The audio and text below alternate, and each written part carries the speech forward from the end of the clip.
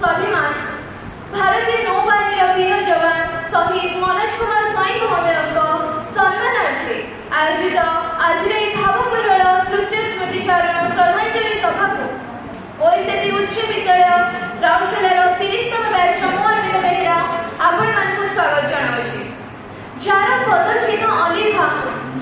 पदचिन्ह अलिभा सेही इतिहास सृजिता जी जीति जाए हृदय होई थाए विश्व विजेता। वास्तव में जगत से ही ध्रुव मृत्यु अर्थात जना मात्रे मरण निश्चित। तेबे निज पर बंचिबा और निज पर मरिबा ए जीवन में कोन जीवन हां या सत माटी मा पाई से काळजे मृत्यु को जो माने हसी हसी करि थांती आलिंगन ए देश ए जाति सेही वीर अमर शहीद मानकु तिरंगा पताकार पणकारे साउंडी नै तोपसलामी सह शहीद अमर रहे ध्वनि दे पंचभूतरे करि थाए विलीन। तेणु निसंदेह पछ घुंचा नाही वीरर जातके पछ घुंचा नाही वीरर जातके न मरे से केबे पराण आतंके।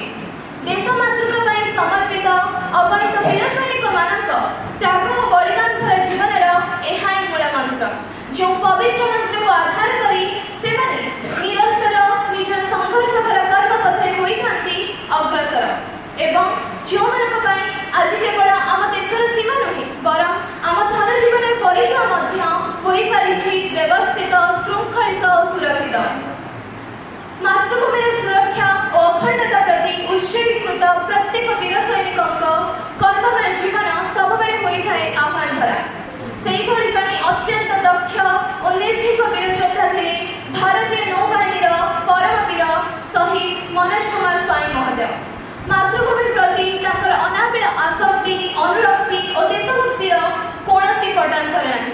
निजर गौरवभरा कर्ममय जीवन में देश विदेशर विभिन्न गुरुत्वपूर्ण अभियान भारतर प्रतिनिधित्व करने सह अनेक घड़ीसंधि मुहूर्त दृढ़तार सह नेतृत्व ने से निजर अदम्य वीरत्व निष्ठा और पराकाष्ठार छाड़ी अगणित प्रत्यक्ष प्रमाण। से महानुभाव जी कि आम विद्यालय जड़े मेधावी विद्यार्थी भावे भारतीय प्रतिरक्षा बाहिनी जोग देवा सह मातृभूमि शहीद हुई आमको गर्वित और गौरवान्वित। मात्र अत्यंत दुर्भाग्यर विषय 2011 मसीहा आज दिन में एक दुस्साहसिक अभियान भाग नेबा समय झारखंड स्थित चाईबासा एक हेलिकॉप्टर क्रैश को अकाल दुखद वियोग घटी जहाँकि समग्र देश में एक अपूरणीय क्षति अटे। दिवंगत शहीद मनोज कुमार स्वाई महोदय आज आम घड़े नहांती सत मात्र जन्मभूमि आत्म बलिदान चिरदिन चिर अमर कर रखिले मात्र संदेहावकाश ना।